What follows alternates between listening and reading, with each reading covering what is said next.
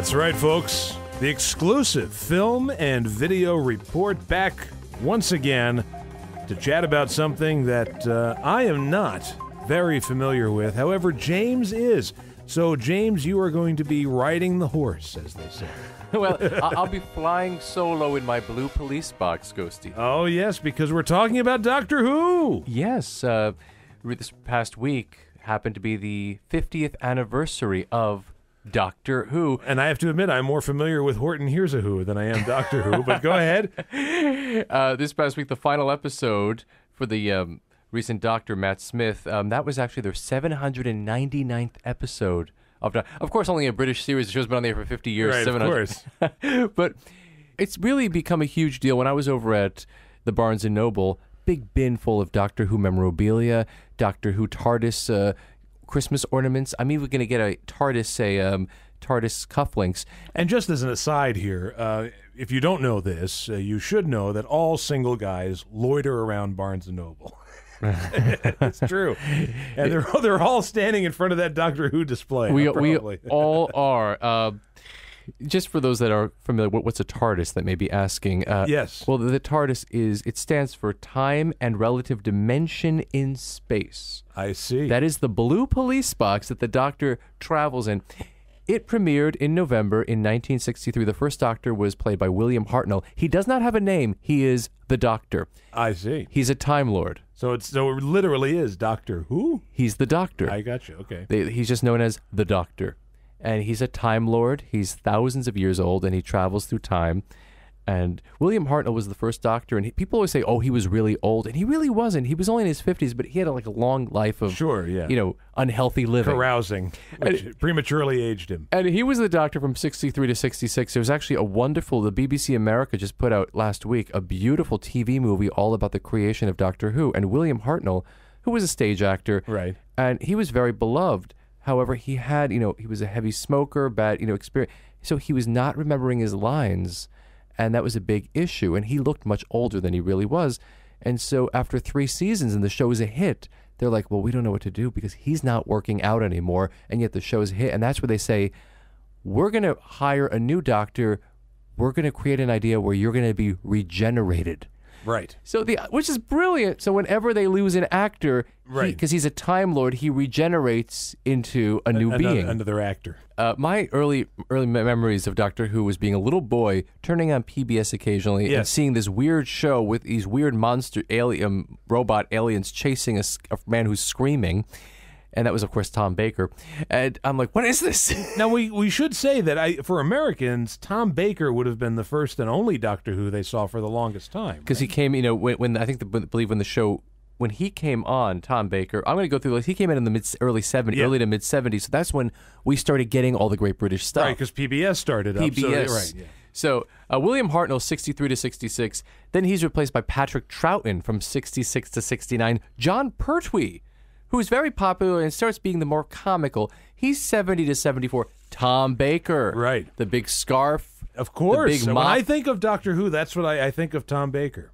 So he's Tom Baker is 74 to 81. Wow, so he had a long reign. Well, no wonder I guess he's still considered the most popular Doctor Who, or the most recognizable Doctor Who. And he has like the that ridiculous outfit as well, and his clothing. Look, I thought the outfit was actually kind of cool. The Sergeant Pepper, right? The frills and all that, and the big mop of hair and the long scarf.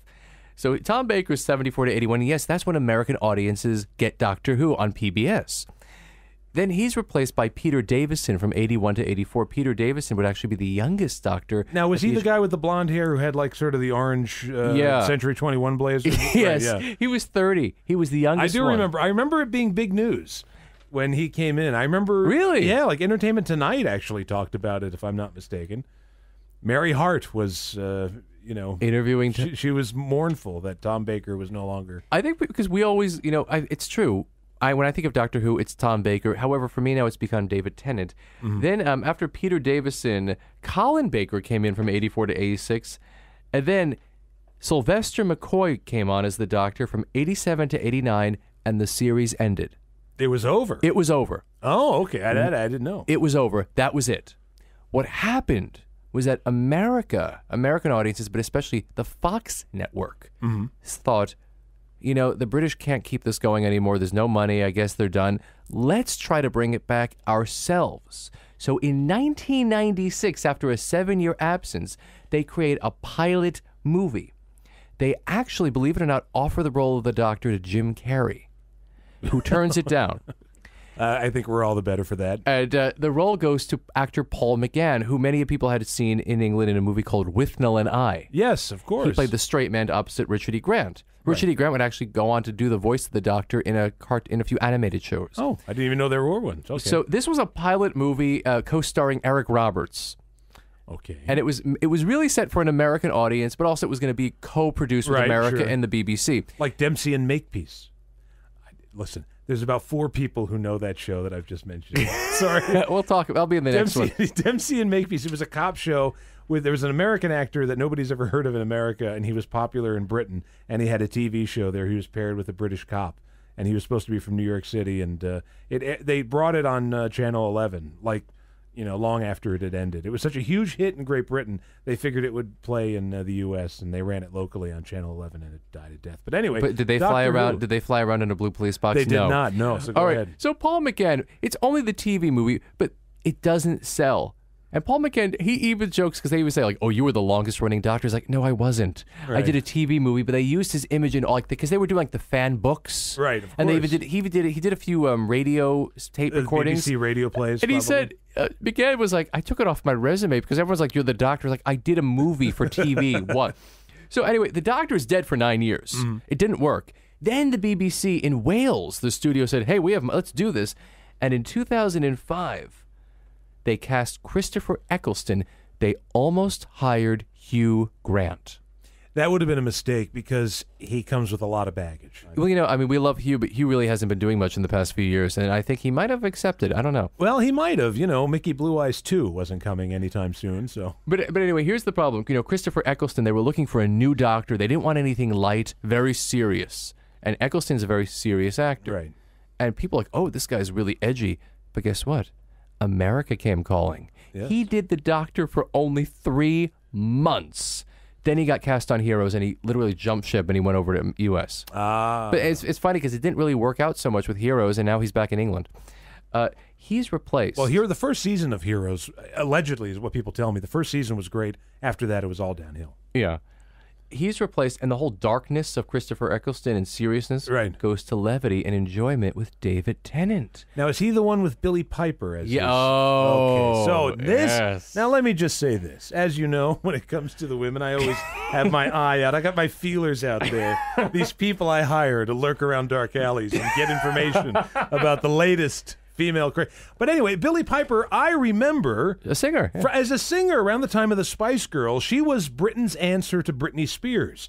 She had a song called "Yeah, We Want To" or something like that. Anyway, I remember her video, and I remember them showing it on TV that she was going to be the next big thing.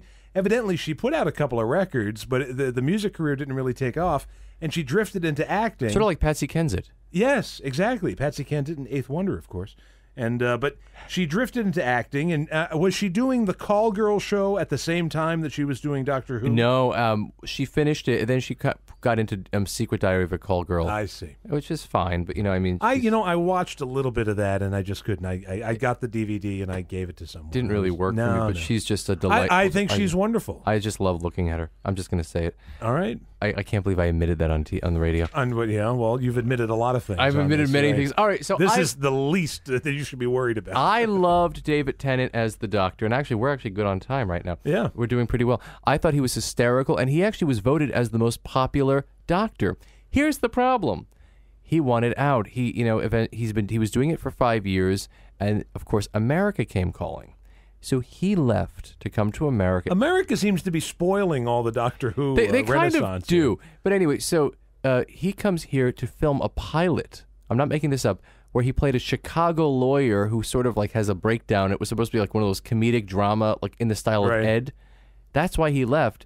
The pilot didn't sell. Ah. So he's back in England, and He was one of the hosts for like Masterpiece Theater. I see. And he's also he's been doing a lot of Shakespeare at the Royal Shakespeare He's waiting for Company. the next Doctor Who reunion. And he's doing those, but Right. and, he's doing plays for the Royal Shakespeare Company. I did a play for the Royal Shakespeare Company, and I can tell you the check is not that big. Well, so okay, so when anyway, those conventions start calling. let me tell you something. I wept in 2010. It was the Christmas special, or actually the New Year special of when he went away, and I wept. You wept. I cried. It was I think beautiful. you were too much emotionally invested in this. I am, which explains. What did many you do things. when Billy Piper was off the show? Were you in sackcloth and ashes at that point? I screamed. I went to the screamed? Hackensack River and I screamed. It's like The Man with the Golden Arm, if you ever see that movie. Like Yes. coming down off a heroin binge. And Lee Avery had his son on it. Yes, that's right. Frank Sinatra Jr. on a few weeks ago. But what okay. about this current thing that everybody's so excited? Why was everybody excited this past week? So anyway, so David Tennant left, and then I got disappointed because Matt Smith joined, and Matt Smith did not work for me. He was kind of like he's now the youngest. He was kind of oddball, kind of weird. He always wore the bow tie. He never worked for me. David made goofiness work. This guy was like, "Oh, watch me be goofy." That's me doing a really. So he didn't like Matt Smith. He didn't really work for me. Anyway, Matt left, and this final episode, that was the 799th episode, and it just aired. And he has just left the show, and he's regenerated into the new Doctor, played by one of my favorites, the great Scottish actor, Academy Award winner, Peter Capaldi. I don't know who that is. What was he in? Peter Capaldi's been in a lot of films.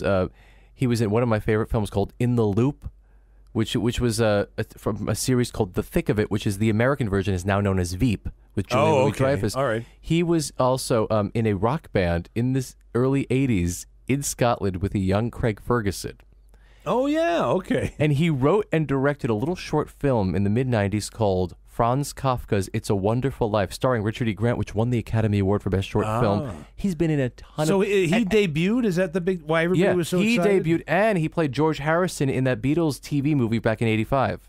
Oh, the one with Mark McGann as... No, was it Mark McGann? Yes, Mark McGann as John Lennon, right? And Mike Myers, who was living in England, plays the role of a delivery man. Does he really? Yeah, it's a TV movie. But anyway, he is the new Doctor.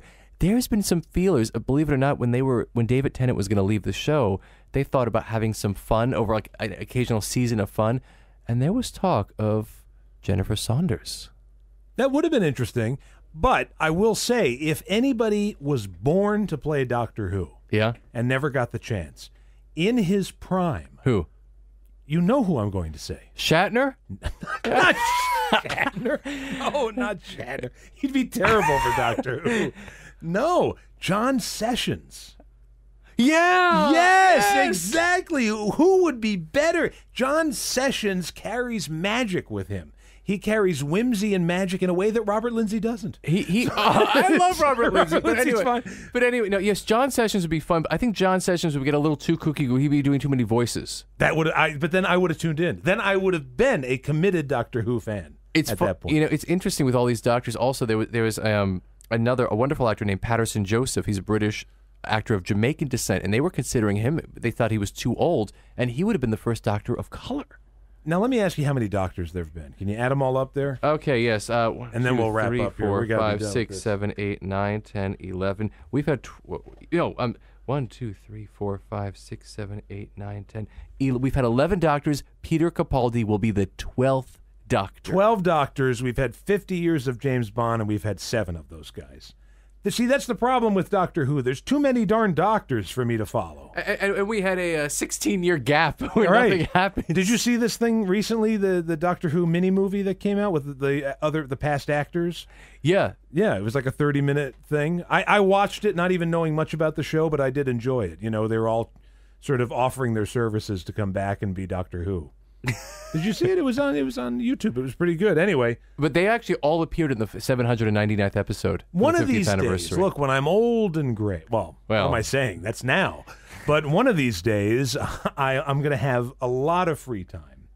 And that will be the day that I break out the Doctor Who. And I might start with the one with Billy Piper, because I already have an invested interest in that era of Doctor Who. But also, look, we've had, you Star Trek people, you have your Vulcans and your Klingons. Right. And Doctor Who, we have the Daleks. That's right. When the Daleks, are pronounced Daleks. I didn't know that. I thought they were always Daleks.